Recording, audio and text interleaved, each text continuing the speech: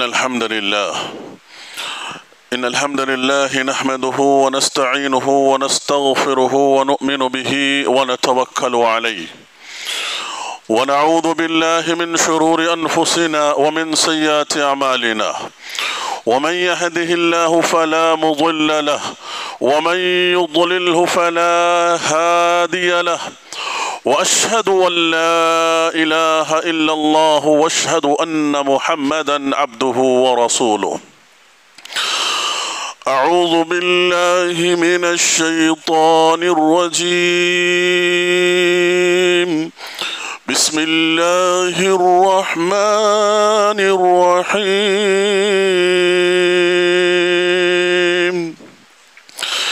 يا أيها الذين آمنوا اتقوا الله حق تقاته ولا تموتن إلا وأنتم مسلمون. يا أيها الناس اتقوا ربكم الذي خلقكم من نفس واحدة وخلق منها زوجها وبث منهما رجالا كثيرا ونساء واتقوا الله الذي تساءلون به والأرحام إن الله كان عليكم رقيبا. يا أيها الذين آمنوا اتقوا الله وقولوا قولا سديدا يصلح لكم أعمالكم ويغفر لكم ذنوبكم ومن يطع الله ورسوله فقد فاز فوزا عظيما. أما بعد فإن خير الحديث كتاب الله وخير الهدي هدي محمد صلى الله عليه وسلم وشر الأمور محدثاتها وكل محدثة بدعة وكل بدعة ضلالة وكل ضلالة في النار. وقال تعالى يا أيها الذين آمنوا إن من أزواجكم وأولادكم عدوا لكم فاحذروهم وإن تعفوا وتصفحوا وتغفروا فإن الله غفور رحيم. إنما أموالكم وأولادكم فتنة والله عنده أجر عظيم. محترم بزرگان دین، نوجوانان اسلام، پردہ نشین خواتین اسلام، ہر طرح کی حمد و ثنا اس اللہ وحدہ لا شریک کے لیے لائق و زیبا ہے جو اپنے بندوں پر اور کائنات کی ہر مخلوق پر بڑا مہربان ہے۔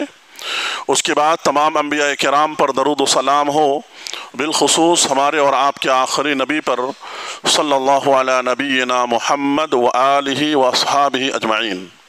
حاضرین جمعہ، اس مختصر وقت میں آج آپ حضرات کے سامنے جس موضوع کے تحت کچھ باتیں انشاءاللہ کتاب و سنت کی روشنی میں بیان کی جائے گی، وہ موضوع ہے اولاد کی اسلامی تربیت۔ میرے بھائیو، ابھی آپ کے سامنے میں نے سورہ تغابن کی سورہ تغابن کی 2 آیتیں میں نے آپ کے سامنے پڑھی ہے۔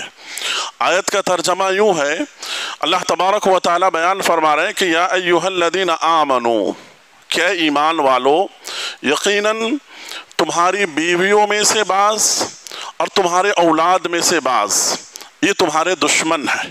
اللہ رب العالمین نے کہا عدو لکم، عدون کہتے ہیں عربی زبان میں دشمن کو، یہ تمہارے لیے دشمن ہے، فاحذروہم، لہذا تم ان سے بچو، اللہ رب العالمین نے کہا۔ اور پھر اللہ تبارک و تعالیٰ نے دوسری آیت میں کہا انما اموالکم و اولادکم فتنہ، کہ یقیناً مال اور اولاد یہ تمہارے لیے فتنہ ہے، آزمائش ہے۔ میرے بھائیو، جب ہم ان آیتوں کے اوپر غور کرتے ہیں تو کتاب و سنت کی وہ باتیں بھی ہمارے سامنے ہیں جن آیتوں میں یا جن احادیث میں اللہ کے رسول صلی اللہ علیہ وسلم نے اولاد کو، بیوی بچوں کو اللہ تبارک و تعالیٰ نے نعمت کہا ہے۔ ایک طرف اللہ رب العالمین نے کہا کہ یہ فتنہ ہے، یہ دشمن ہے تمہارے لیے، तो दूसरी तरफ सुकून और इत्मीनान का जरिया भी अल्लाह रब्बुल आलमीन ने बताया है। इन दोनों चीज़ों के दरमियान हम किस तरह से बात को समझेंगे? जब इन दोनों चीज़ों को सामने रखते हैं और कुरान और हदीस की दूसरी बातों को सामने रख करके हम बात को समझते हैं तो बात इस तरह से समझ में आती है कि अगर औलाद, अगर बीवी बच्चे, अगर वो दीनी नाहिए से, दीनी एतबार से वो हमारे हम ख्याल ना हो, दीनी एतबार से अगर उनकी तरबियत ना हो, दीनी नाहिए से उनकी तरबियत हमारी ना की हो, तो ऐसी सूरत में वो औलाद और वो बीवी बच्चे हमारे लिए दुश्मन है। वहीं अगर उनकी अकीदे तौहीद की बुनियाद पर उनकी तरबियत की जाए, किताब व सुन्नत की रोशनी में उनकी तरबियत की जाए और किताब व सुन्नत का वो पाबंद हो, तो ऐसी सूरत में अल्लाह तबारक व तआला ने कहा कि ये तुम्हारे लिए रहमत है, ये तुम्हारे लिए सुकून और इत्मीनान का जरिया है। मेरे भाइयों, औलाद की तरबियत ये इंसानी जिंदगी का एक बहुत अहम मसला है। यही वजह है कि शरीयत ने इस मामले में बार बार कुरान और हदीस की तालीमात को हमारे सामने बयान किया है। लिहाजा मैं कुरान और हदीस से मुख्तलिफ नाहिए से मुख्तलिफ पहलू में आपके सामने बयान करने की कोशिश करूंगा कि इंसान अगर जिंदगी में औलाद को नेमत ना समझे, सबसे बड़ा मसला यह है कि इंसान अपनी जिंदगी में औलाद को नेमत समझे। ये ना समझे कि शादी ब्याह हुआ और इंसान जिंदगी में जो ताल्लुकात के बाद अल्लाह औलाद देता है बस औलाद हो गया। अगर ये तसव्वुर करके इंसान जिंदगी गुजारता है और उसकी जिम्मेदारी को कमा हक अदा नहीं करता है तो यकीनन ये औलाद आपके लिए दुनिया और आखिरत में मुसीबत का जरिया बनेंगे। लिहाजा औलाद की तरबियत कितनी अहम है, और अगर वो दीनी नाहिए से, अगर वो हमारे दीन और ईमान और अकीदे के मुआफिक ना हो तो हमारे सामने कुरान मजीद ने बयान किया हजरत नूह अलैहिस्सलाम की औलाद की मिसाल, हजरत नूह अलैहिस्सलाम के बेटे की मिसाल अल्लाह तबारक व तआला ने बयान किया कि बाप की नसीहत का कुछ असर नहीं हुआ, ईमान और अकीदे को उसने कबूल नहीं किया, आखिरकार अंजाम क्या हुआ? अल्लाह तबारक व तआला ने कहा इन्नहु लैसा मिन अहलिक, ऐ नूह खबरदार, ये तुम्हारे अहल में से नहीं है, ये तुम्हारे औलाद नहीं है। अल्लाह तबारक व तआला ने इतनी सख्त बात और इतना सख्त जुमला अल्लाह रब्बुल आलमीन ने एक उलुल अज़्म पैगंबर को अल्लाह रब्बुल आलमीन ने कहा। क्यों? इसलिए कि औलाद कुफ्र और शिर्क की तरफ चला गया, नाफरमान बन गया, अल्लाह रब्बुल आलमीन के हुक्म की खिलाफ वर्जी करने वाला बन गया। मेरे भाइयों, जिंदगी के अंदर अगर हम देखेंगे तो आपको मालूम होगा कि ये औलाद जिसकी तरबियत का मसला कहाँ से शुरू होता है, कैसे शुरू होता है और किस तरह से शुरू होता है। तो किताब और सुन्नत को जब हम पढ़ते हैं तो मालूम होता है कि औलाद की तरबियत का मसला जो है इंसान की शादी से पहले यानी निकाह से पहले से इस मरहले की शुरुआत होती है। वो कैसे? अल्लाह के रसूल सल्लल्लाहु अलैहि वसल्लम ने कहा कि निकाह से पहले जब तुम लड़की का सिलेक्शन करते हो या एक लड़की के लिए लड़के का सिलेक्शन होता है तो उस इंतखाब के वक्त दीनदारियत को तरजीह देना, फज़फर बिज़ाति दीन, अल्लाह के रसूल सल्लल्लाहु अलैहि वसल्लम ने कहा कि ये हुस्न, ये माल, ये हस्बो नसब, ये वक्ती चीज़ है, ये खत्म हो जाएंगे। अगर तुमने दीनी नाहिए से एक लड़की का सिलेक्शन किया है तो याद रखो कि उसके कोख से, उसके बतन से आने वाली जो नस्ल तुम्हारी होगी वो दीनदार होगी। तो लिहाजा इसकी इब्तिदा और इसकी शुरुआत तरबियत की कहाँ से होती है? शादी से पहले इंसान जब शादी के लिए लड़की का सिलेक्शन करता है या एक लड़की के लिए एक लड़के का इंतखाब जब होता है तो उस वक्त इंसान को सोच समझ करके इस मामले में कदम उठाना चाहिए। उस वक्त इंसान को इस्तिखारा करना चाहिए। ऐसा नहीं कि जाहिर देखा और जाहिर देख कर इंसान कूद गया, मचल गया। नहीं मेरे भाइयों, क्योंकि जिंदगी का मसला है। यहाँ जिंदगी के अंदर अगर सही इंतखाब नहीं हुआ तो पूरी जिंदगी मुसीबत बनकर के रहेगी। तो इस जगह से इसकी शुरुआत होती है। इतना ही नहीं बल्कि अल्लाह के रसूल सल्लल्लाहु अलैहि वसल्लम की तालीमात आप देखो, जब निकाह हो जाता है तो निकाह होने के बाद जब मियाँ बीवी के आपसी ताल्लुकात की शुरुआत होती है, अल्लाह के रसूल सल्लल्लाहु अलैहि वसल्लम ने हमको और आपको कितनी प्यारी दुआ सिखलाई है। इंसान को कहा गया कि अपनी ताल्लुकात की शुरुआत करने से पहले इस दुआ को पढ़ो, अल्लाहुम्मा जन्निबना शैतान व जन्निबिश शैतान।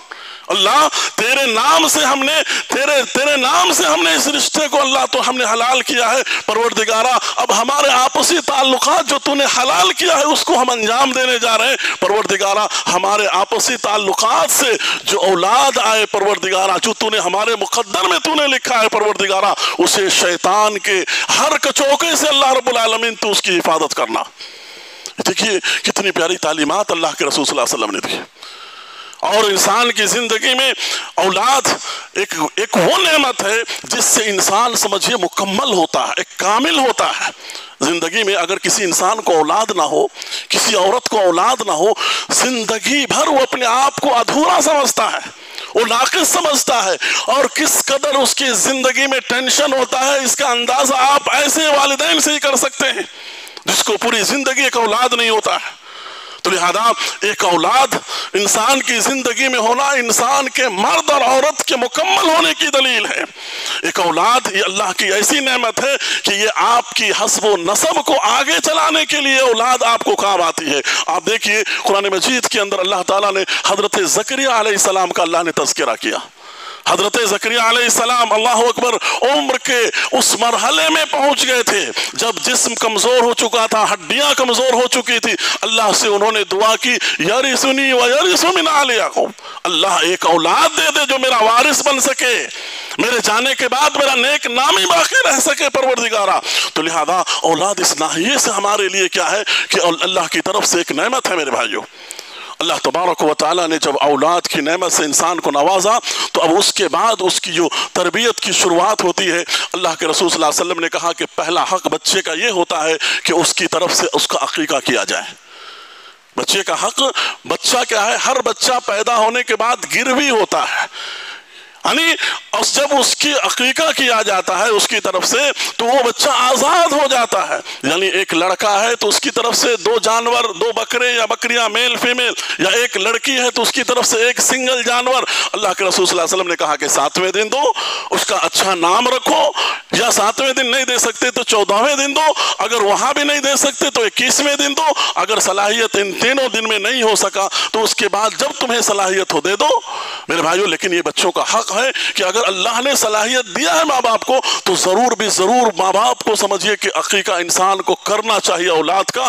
صلاحیت اور طاقت رکھنے کے بعد اگر کوئی آدمی اس ذمہ داری کو ادا نہیں کرتا ہے یقیناً اللہ کے پاس آپ مسئول ہوں گے، اللہ کے پاس پوچھے جائیں گے. آج آپ دیکھیے کہ ایک اولاد ہونے کے بعد انسان کتنا پیسہ انسان سمجھیے مٹھائیوں میں یا مختلف قسم کی چیزوں میں انسان خرچ کرتا ہے، لیکن اس کام کو انجام نہیں دیتا ہے جو سنت ہے اور شریعت کی طرف سے ہمارے لیے ضروری ہے.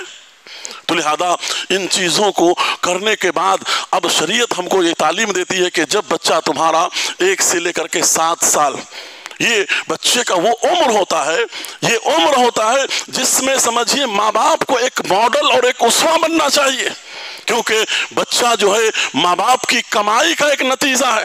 اللہ کے رسول صلی اللہ علیہ وسلم نے حدیث میں کہا کہ یہ اولاد تمہاری کمائی کا نتیجہ ہے. لہذا تم خاص کر کے اس مرحلے میں وہ تمہیں جیسے کرتے ہوئے دیکھتے ہیں، جیسے تمہارا بیہیور دیکھتے ہیں، وہ ان تمام چیزوں کو کیچ کرتے ہیں. ایسے وقت میں، ایسے حالات میں تمہیں بہت زیادہ محتاط ہو کر کے زندگی گزارنا چاہیے، کیونکہ اچھے برے کی تمیز اس عمر سے بچے کے اندر آنا شروع ہو جاتا ہے. اور بچہ جب زبان سے بولنا شروع کرے تو تلاٹی ہوئی زبان سے کہنا شروع کرے، شریعت ہم کو اور آپ کو کہتی ہے کہ سب سے پہلے اس کی زبان پر اللہ کا نام تم سکھاؤ، اللہ تبارک و تعالیٰ کا اس کی زبان پر نام سکھلاؤ، اللہ کہنا اس کو بتلاؤ. میرے بھائیوں یعنی شریعت کہتی ہے کہ تربیت کی جو ابتدا ہوتی ہے ان سارے مرحلوں کے بعد اس میں سب سے پہلا ہے عقیدہ توحید. عقیدہ توحید کی تعلیم دو. ہم اور آپ کہتے ہیں کہ بھئی اتنا چھوٹا بچہ کیا سمجھے گا، نہیں میرے بھائیو، بلکہ عقیدہ توحید تو بچپن سے ہی سکھانے کی یہ چیز ہے. بچپن سے اس کے ذہنوں میں پوری طرح سے گھول کر کے اس کے دماغ میں پلانے کی چیز ہے. بچپن سے اس کو عقیدہ توحید کیا چیز ہوتی ہے، اللہ کہاں ہے، اللہ عرش پر ہے، اللہ تبارک و تعالیٰ کے تعلق سے اسے بتاؤ. عقیدہ توحید میں توحید الوہیت بتاؤ، ربوبیت کے بارے میں بتاؤ، اسماء و صفات کے بارے میں بتاؤ. بچپن سے عقیدہ توحید کی شروعات ہوتی ہے میرے بھائیوں. اتنا ہی نہیں بلکہ عقیدے سے متعلق جو وسیع معنی اور مفہوم ہے، جیسے صحابہ کرام کی محبت ان کے دلوں میں پیدا کرو، صحابہ کرام کی محبت، نبی کریم صلی اللہ علیہ وسلم کی محبت بچپن سے ان کے ذہنوں کے اندر ڈالا جائے.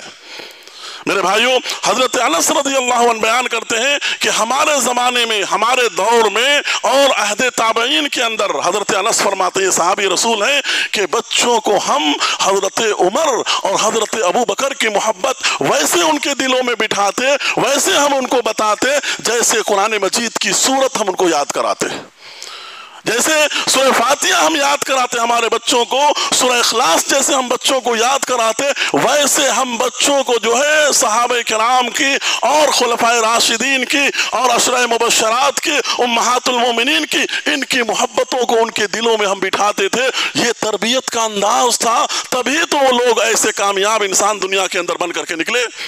اور خاص کر کے میرے بھائیوں، ہم اور آپ جس ماحول سے زندگی گزار رہے ہیں اور جہاں سے گزر رہے ہیں، یہ فتنوں کا زمانہ ہے۔ اللہ کے رسول صلی اللہ علیہ وسلم نے پیشن گوئیاں کی ہیں، یہ وہ زمانہ ہے جس میں اولاد نافرمان ہوگی کثرت سے، اولاد ماں باپ کو جو ہے غلام کی نظر سے دیکھے گا، اولاد ماں باپ کے ساتھ برا سلوک کرے گا۔ ایسی پیشن گوئیاں نبی کریم صلی اللہ علیہ وسلم نے کی ہے۔ اس زمانے سے ہم گزر رہے ہیں۔ آج دیکھیے دو جنریشن کے درمیان کتنا فرق اور کتنا فاصلہ ہم کو نظر آتا ہے۔ کہیں پر آپ دیکھیں گے ماں باپ بڑا نیک ہے، متقی ہے، اللہ والا ہے، نمازوں کا پابند ہے، اور وہیں پر اس کی اولاد کو دیکھیں گے آپ بگڑی ہوئی ہے، نشہ کرنے والی ہے، یعنی عزتوں کو خاک میں ملانے والی ہے۔ آج ایسی نسل بھی ہم کو دیکھنے کو ملتی ہے۔ ایسے ماحول میں یہی وجہ ہے کہ حضرت ابراہیم علیہ السلام، اللہ اکبر، جنہوں نے اپنی اولاد اور اپنی نسل کے لیے اللہ رب العالمین سے کیسی دعائیں کی، اللہ تبارک و تعالیٰ سے انہوں نے کہا وَجْنُبْنِي وَبَنِي أَن نَعْبُدَ الْأَصْنَامَ، اللہ میرے بچوں کو، میری نسل کو، میری ذریت کو بتوں کی عبادت سے اللہ دور رکھنا۔ آج جو ماں باپ بھی موحد ہیں، توحید پرست ہیں، توحید پر زندگی گزارتے ہیں، آج وہ بے قرار ہیں۔ کیوں؟ ہر قدم قدم پہ درگاہوں کا ماحول دیکھو، ہر قدم قدم پر سمجھے مختلف قسم کی بدعقیدگیوں کا ماحول دیکھو، مختلف قسم کے رسم و رواج کو دیکھو۔ ایسے ماحول میں ہر وہ ماں باپ جن کے دلوں میں عقیدہ توحید ہے، وہ پریشان ہو رہا ہے کہ آنے والے وقت میں میرے اولاد کا کیا ہوگا، اور ہونا بھی چاہیے، کیونکہ یہ انبیاء کی سنت ہے، یہ پیغمبروں کی سنت ہے۔ یہی وجہ ہے کہ حضرت ابراہیم علیہ السلام نے یہ دعا کی اللہ رب العالمین سے۔ لہذا آپ بھی اگر چاہتے ہو تو اپنے اولاد کے لیے آپ کیا کرو، ان کو باقاعدہ طور پر ان کے حق میں دعائیں کرو، ان کی نسل یعنی آنے والے نسل کی یعنی عقیدہ اور ایمان کی حفاظت کے لیے دعائیں کرو۔ تو لہذا پہلی بات جو ہم کو سمجھ میں آئی وہ یہ ہے کہ میرے بھائیوں، ہم ایمان اور عقیدے کی تعلیم اور تربیت دیں۔ آپ اور ہم کیا سمجھتے ہیں کہ آج ہم نے بچوں کو اسکول میں ڈال دیا، آج ہمارے بچے مسجد میں آ گئے، بس ختم مسئلہ، یا ہمارا گھرانہ سلفی گھرانہ ہے، ختم مسئلہ، اب ضرورت نہیں ہے۔ یہ بہت بڑی غلطی ہے میرے بھائیوں، ایسی بات نہیں ہے۔ بچے بچے ہوتے ہیں، لہذا ان کی تربیت پر ہمارا نظر اور ہماری نگاہیں ضروری ہے۔ ان چیزوں کے بعد دوسری چیز جو ہے، ایمان اور عقیدے کی تعلیم دینے کے بعد آپ اپنے بچوں کو قرآن کی تعلیم دیں، تلاوت قرآن کی، ناظرہ کی، قرآن اور حدیث کو یاد کرانے کی آپ اپنے اندر شوق پیدا کریں، جس کے لیے الحمدللہ آپ دیکھیں مختلف جگہوں پر مدرسے چلتے ہیں، اسلامک مدرسے۔ خود اس مسجد کے اندر میں معلوم ہے آپ کو مدرسہ چلتا ہے شام کے ٹائم میں، آپ اپنے بچوں کو مدرسوں سے جوڑیں، مدرسوں میں بھیجیں، جہاں آپ کے بچوں کو قرآن پڑھنا سکھایا جائے، آپ کے بچوں کو کچھ حدیث اللہ کے رسول صلی اللہ علیہ وسلم کی، دعائیں اللہ کے رسول صلی اللہ علیہ وسلم کی، صورتیں اللہ کے رسول صلی اللہ یعنی قرآن کی صورتیں ان کو یاد کروائی جائے۔ ان تمام چیزوں کے پر آپ دھیان دیں، اور بچوں کے اندر یہ شوق، جس قدر آپ دھیان دیں گے اور توجہ دیں گے اس قدر انکریج ہوگا آپ کا بچہ۔ آپ کو معلوم ہے کہ اللہ کے رسول صلی اللہ علیہ وسلم کے زمانے میں ایک چھوٹے سے بچے صحابی کے مقام کو پہنچے جن کا نام تھا عمر بن سلمہ رضی اللہ عنہ، ابو داؤد کی صحیح روایت ہے۔ عمر بن سلمہ رضی اللہ عنہ، عمر کتنی تھی ان کی؟ صرف 7 سال کی عمر تھی، 7 ایئر۔ عمر بن سلمہ رضی اللہ عنہ، اللہ اکبر، یہ چھوٹے سے بچے 7 سال کے بچے ہیں، لیکن ان کے اندر قرآن سے ایسا شوق اللہ نے پیدا کیا کہ جو بھی قافلے نبی کریم صلی اللہ علیہ وسلم کے پاس سے ایمان قبول کر کے آتے اور وہاں سے گزرتے ان کی بستی کے پاس سے، ان سے رک کر کے جو بھی وہ سیکھ کر کے رہتے اللہ کے رسول سے، وہ ساری چیزیں سیکھ لیتے۔ لہذا ان کی بستی میں اللہ کے رسول موجود تھے اس وقت، ان کی بستی میں معلوم ہے کہ آپ کو مسجد بنی۔ مسجد بننے کے بعد سوال یہ آیا کہ امامت کون کرے گا، امامت کا حقدار کون ہوگا؟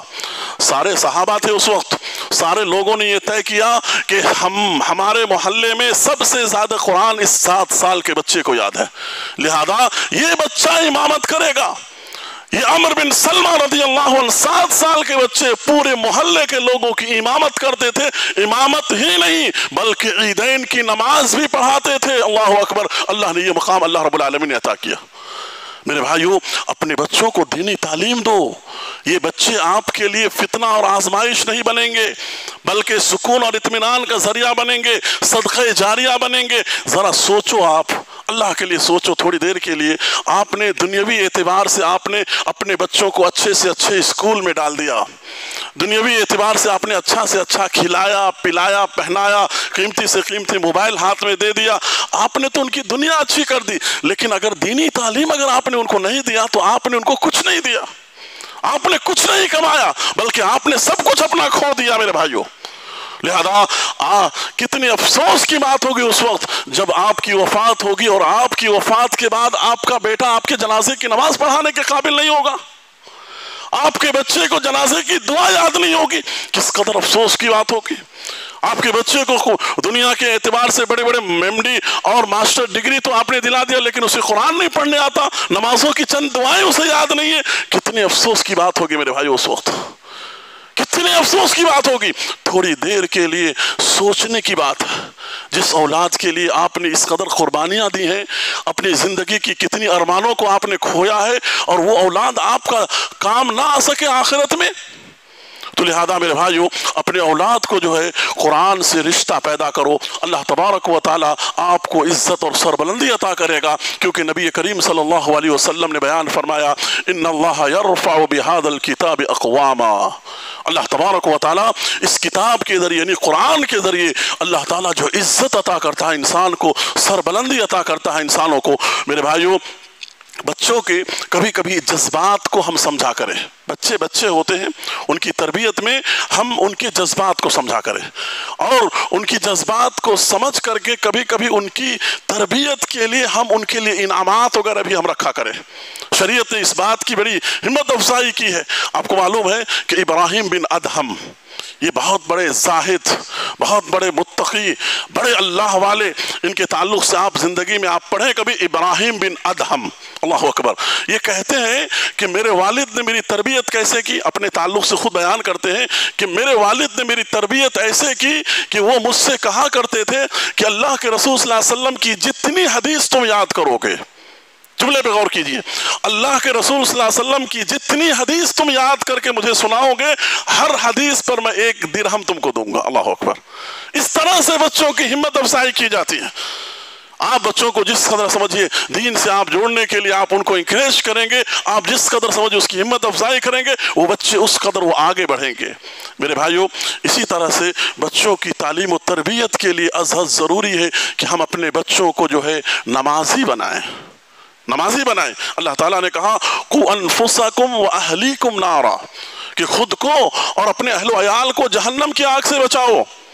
मेरे भाइयों, अपने बच्चों की तरबियत में नमाजों की पाबंदी जरूरी है। और बताएं कि अगर कोई आदमी घर के अंदर खुद नमाज नहीं पढ़ता है, कोई खातून खुद नमाज नहीं पढ़ती है और वो ये सोचे कि मेरा बच्चा नमाजी हो जाएगा, ये नामुमकिन सी बात है। आप अपने औलाद को नमाजी बनाने के लिए पहले आपको पाबंद बनना पड़ेगा। पहले आप नमाजों की हिफाजत करें, उसके बाद आप ये उम्मीद कर सकते हैं कि आपकी औलाद जो है नमाजों की पाबंद होगी। लिहाजा नमाजों का पाबंद अपने औलाद को बनाएं। मेरे भाइयों, आज हम अपने औलाद को, हमारे औलाद की कानें तरसती है इस बात को सुनने के लिए। आज हम अपने बच्चों को सुलाते हैं, क्या कहते हुए कि बच्चे सो जाओ बेटा, स्कूल जाना है, सो जाओ बेटा, कॉलेज जाना है। कभी हमने अपने औलाद को ये बात कहा कि बेटा सो जाओ, फजर की नमाज के लिए उठना है, सो जाओ बेटा, कॉलेज यानी फजर की नमाज तुमसे चूक जाएगी, अगर तुमने ताखीर किया तो अल्लाह नाराज होगा, अल्लाह नाराज होगा अगर तुमने नमाज छोड़ी। कभी हमने अपने औलाद की तरबियत करते हुए अपने बेटा और अपनी बेटी को कभी हमने ये जुमला कहा? मेरे भाइयों, जुमले को चेंज करने से और यानी माहौल को चेंज करने से समझिए औलाद की तरबियत पे असर पड़ता है। लिहाजा आप अपने औलाद को कहो कि बच्चों फजर की नमाज के लिए तुम्हें उठना है, जल्दी सो जाओ। स्कूल तो जिंदगी में होते रहेंगे, लेकिन फजर की नमाज अगर छूट जाएगी तो तुम अपना सारा खसारा कर लोगे। अल्लाह के रसूल सल्लल्लाहु अलैहि वसल्लम ने बयान फरमाया कि जो आदमी फजर की 2 रकात सुन्नत अगर पढ़ता है, दुनिया व मा फीहा से बेहतर चीज को उसने पा लिया। और आज हम इन्हीं चीजों को छोड़ दे रहे हैं, दुनिया व मा फीहा की तमाम खैर को हम क्या कर रहे हैं, नजरअंदाज कर ले रहे हैं। तो मेरे भाइयों, अपने बच्चों की तरबियत करते हुए नमाज का खुसूसी एहतमाम करो, तभी जाकर के आप अच्छी उम्मीदें कर सकते हैं। और बच्चों की तालीम और तरबियत के लिए जो दीनी मवासिम हैं, मवासिम का मतलब क्या है कि जैसे कि मुहर्रम का रोज़ा है, रमज़ान का रोज़ा है, तरबियत के लिए बच्चों को रोज़ा रखाना। सहाबियात कहते हैं कि हम अपने बच्चों को रोज़ा रखाते, अगर बच्चे रोने लगते तो हम उन्हें खिलौना देते थे। अल्लाह अकबर। मस्जिदों को लाना, आप मस्जिदों को अपने बच्चों को लाएं, लेकिन अपने बच्चों का आप ख्याल रखें। ऐसा नहीं कि ऐसे ही ला करके छोड़ दें, या इतने छोटे बच्चों को भी ना लाएं आप मस्जिद के अंदर जो पेशाब और बाथरूम करने की भी सलाहियत नहीं रखता हो। नहीं, जो समझदार है, जो कुछ समझते हैं, ऐसे बच्चों को आप लाएं, बाकायदा आप ख्याल रखें, उन पर नजर रखें। इन तमाम चीजों का ख्याल होना चाहिए, तरबियत के लिए जरूरी है। और उससे अहम बात मेरे भाइयों, बच्चों की तरबियत के लिए ये है कि अपनी ज़िंदगी में बच्चों की तरबियत में हलाल कमाई का ख़ास ख्याल रखें। आप हलाल कमाई, बच्चों की तरबियत में हम जो उनको निवाला खिला रहे हैं, हम जो उनको परवरिश पर 1-1 रुपया और सिक्का खर्च कर रहे हैं, मेरे भाइयों, इसका बड़ा असर होता है। अगर हमने हराम तरीके से उनकी परवरिश की, मेरे भाइयों, वो औलाद कभी आपके लिए इत्मीनान का जरिया नहीं बनेगा, कभी आपके लिए सुकून का जरिया नहीं बनेगा, बल्कि वो औलाद सर दर्द बनेगी, बदनामी और मुसीबत का जरिया बनेगा। मेरे भाइयों, लिहाजा रिस्क के हलाल का एहतमाम करें।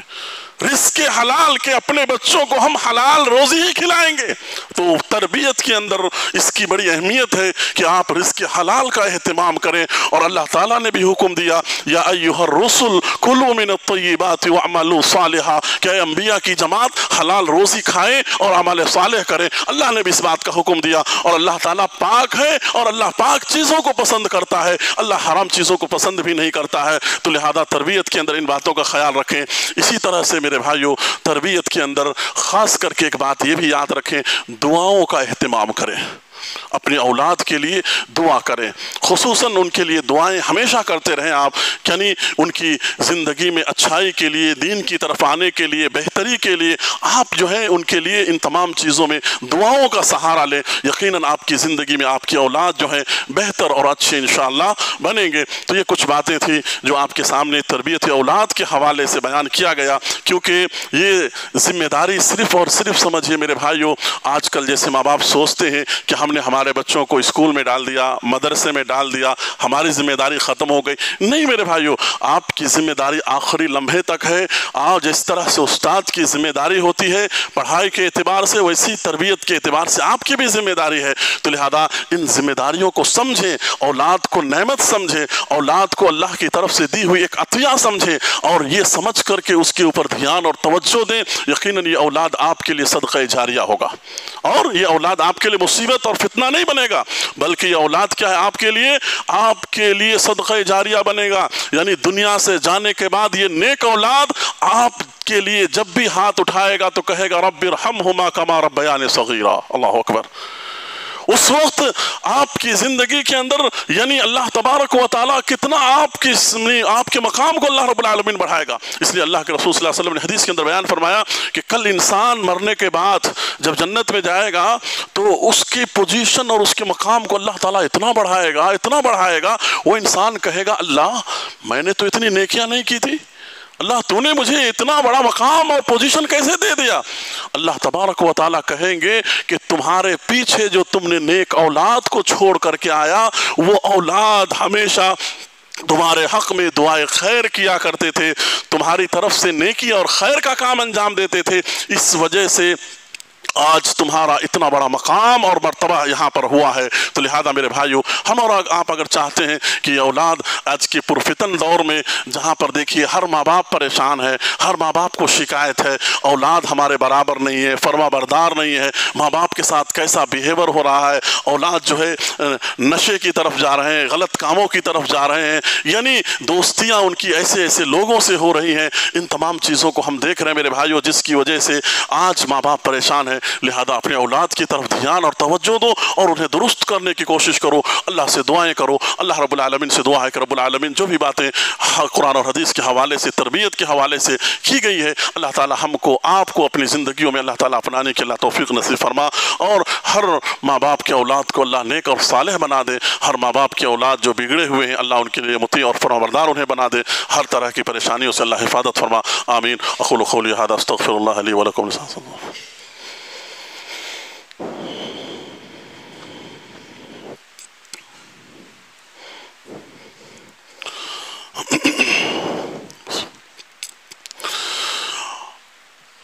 الحمد لله رب العالمين والعاقبة للمتقين والصلاة والسلام على رسوله الكريم اما بعد۔